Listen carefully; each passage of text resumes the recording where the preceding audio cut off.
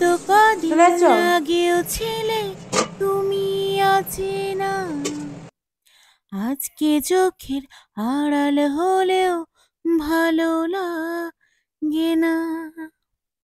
এই তো কদিন আগেও ছিলে তুমি অচেনা, আজকে চোখের আড়াল হলেও ভালো লাগে না। হ্যালো, নমস্কার সবাইকে। আমি রেণুকা। আজকে চলে এসেছি আবার একটা নতুন ভিডিও নিয়ে। গান গাইতে এত ভালো লাগে, এত ভালো লাগে কি বলবো। রান্না করতে, করতে গুনগুন করছি, কখনো ঠাকুর পুজো দিতে, দিতে গুনগুন করছি। লোকে ভাববে আমি পাগল হয়ে গেছি। যাই হোক, নিজেকে ভালো রাখার দায়িত্ব যখন নিজের, তাই জন্য গানটা গাওয়ারও প্রয়োজন আছে। মাঝে, মাঝে ভাবি একটু গান গেয়ে মনটা ফ্রেশ করে নিই। তারপরে আবার শুরু হবে রান্না-বান্না, এগুলো তো আছেই। তো আজকে চলে এসেছি রান্নাঘরে। একটা নতুন রেসিপি দেখলাম, ডিম ভেজে কেকের মতন করে নিচ্ছে। তারপরে সরি, ডিমটাকে কেকের মতন করে নিচ্ছে, মানে আ গোল, গোল করে। তারপরে সেটাকে আবার তেলে ভাজিয়ে রান্না করছে। কিন্তু আমি তো অত কিছু, মানে সময় নেই আমার। সেই কারণে আমি কি করেছি, ডিম ভালো করে ফাটিয়ে অল্প একটু তেল দিয়ে কড়ার মধ্যে ভাজিয়ে নিয়েছি চওড়া করে। ভেজে সেগুলোকে মানে খুন্তি দিয়ে কেটে, কেটে নিয়েছি। নেওয়ার পরে এই যে এখানে ওদিকে তরকারিটা বসাচ্ছি আর এদিকে আটাটা মাখিয়ে নেব। তো তোমরা আমাকে বলেছিলে ব্রাউন আটার রুটি খাবে। তো হ্যাঁ, আমি ব্রাউন আটার রুটি খাচ্ছি। মানে গম ভাঙানো আটার রুটিটাই খাচ্ছি। কিন্তু ব্যাপার হচ্ছে ওই আলাদা, আলাদা একজনের ব্রাউন আটার রুটি, আবার সবার জন্য রুটি, সেইজন্য সমস্যা হয়ে যাচ্ছে। ওইজন্য একেবারেই গম ভাঙানো আটার রুটি খাচ্ছি। আর এদিকে বরমশাই চলে এসেছে দোকান থেকে।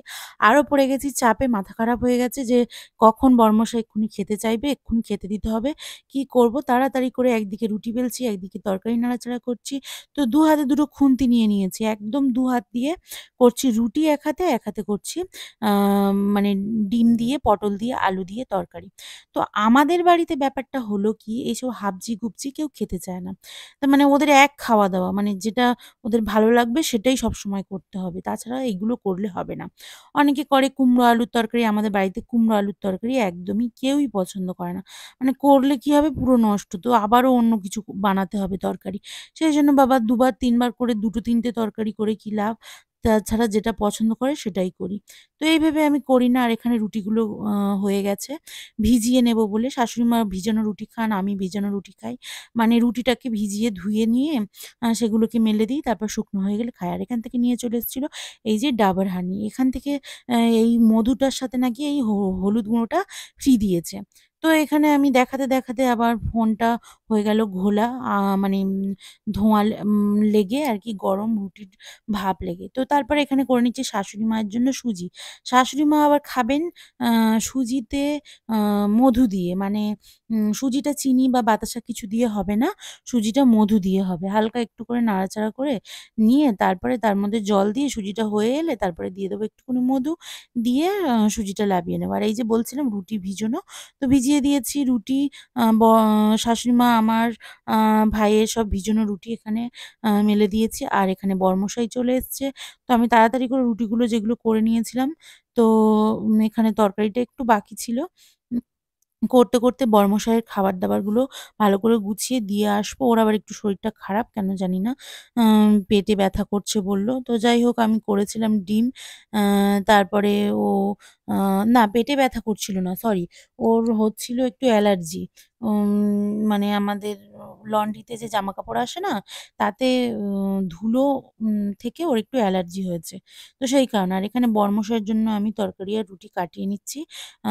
মানে সবেই মাত্র করে শেষ করেছি রান্নাবান্না। তো একদিকে সুজিটা হচ্ছে, আমি বরমশাইকে এখন গিয়ে খাবারটা দিয়ে আসবো।